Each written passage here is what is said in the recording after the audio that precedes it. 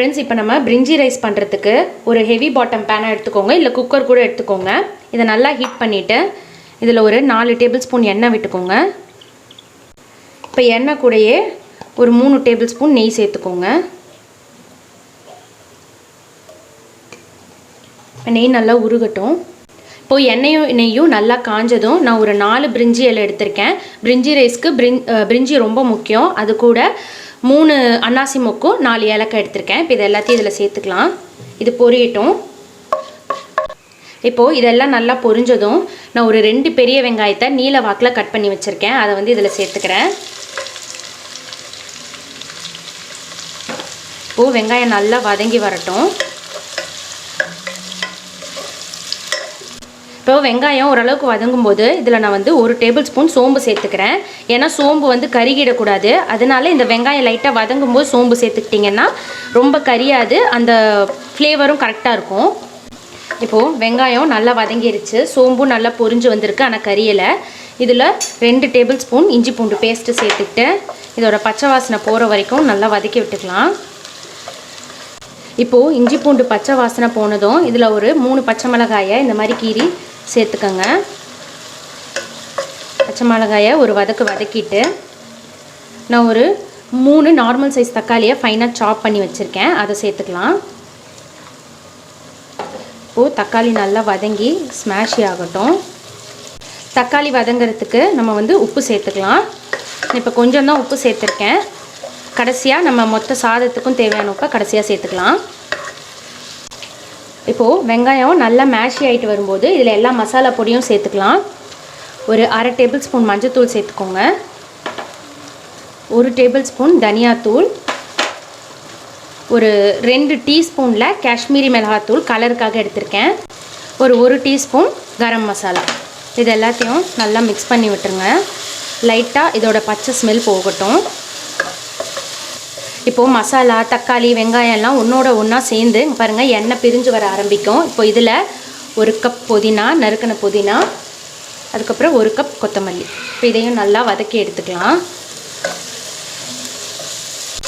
இப்போ இது நல்லா வதங்கி வந்துருச்சு இப்போ இதல எல்லா காய்கறியும் சேர்த்துக்கலாம் நான் வந்து கேரட் எடுத்துர்க்கேன் பீன்ஸ்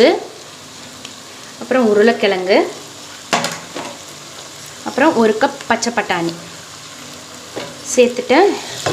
இத நல்லா இந்த மசாலாவோட mix பண்ணி விடுங்க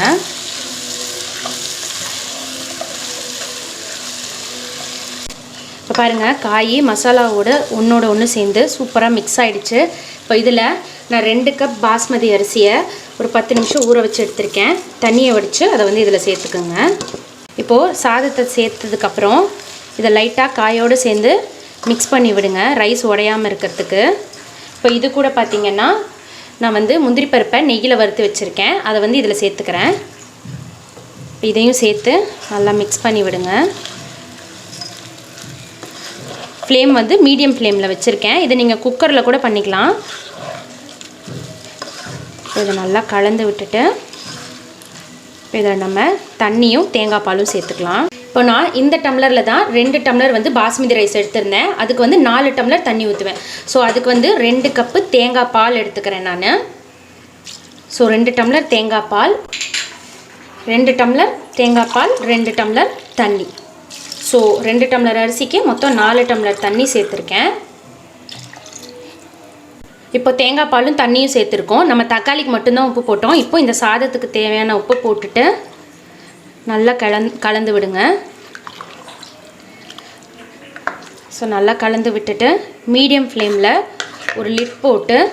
நல்லா ஒரு 10 to 15 மினிட்ஸ் நல்லா பாயில் ஆக விடுங்க இத இப்போ ஒரு நம்ம 15 மினிட்ஸ் வெயிட் பண்ணிக்கலாம் फ्रेंड्स இப்போ பாத்தீங்கன்னா கரெக்ட்டா ஒரு 15 மினிட்ஸ் ஆயிருக்கு நான் லிட் ஓபன் பண்றேன் செம்ம வாசங்க இங்க பாருங்க ரைஸ் வந்து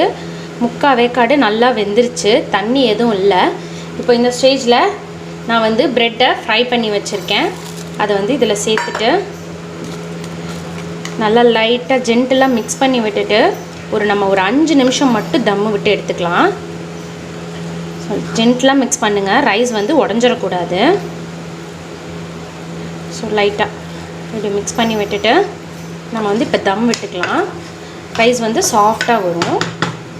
இப்போ பார்த்தீங்கன்னா கீழே ஒரு தோசை தவா வச்சு மேலே வந்து இந்த ரைஸை வச்சுருக்கேன். இப்போ வந்து ஒரு 5 மினிட்ஸ்லேருந்து ஒரு 8 மினிட்ஸ்க்குள்ளே மட்டும் தம் இருந்துச்சுன்னா போதும். அதே மாதிரி ஃப்ளேமை வந்து ஃபுல்லாக லோ பண்ணிக்கோங்க. சிம்மில் வச்சுட்டு இது தம் விட்டு எடுத்துக்கலாம். நம்ம ஒரு 5 மினிட்ஸ்க்கு அப்புறம் பார்க்கலாம். பார்த்தீங்கன்னா நான் ஒரு 5 நிமிஷம் தம் விட்டு எடுத்தாச்சு. நம்மளுடைய சூப்பரான பிரிஞ்சி ரைஸ் ரெடிங்க. இங்கே பாருங்கள், சாதம் குழையலை, அதே மாதிரி உடஞ்சும் போகலை. ஸோ கரெக்டான அளவில் தண்ணி இதெல்லாம் நம்ம வச்சோம்னா சூப்பராக வரும். ஸோ நம்மளுடைய சூப்பரான பிரிஞ்சி சாதம் ரெடி. கண்டிப்பாக இந்த ரெசிபியை நீங்கள் உங்கள் வீட்டில் ட்ரை பண்ணி பாருங்கள். மறக்காமல் நம்ம சேனலை சப்ஸ்கிரைப் பண்ணிக்கோங்க. பாய்.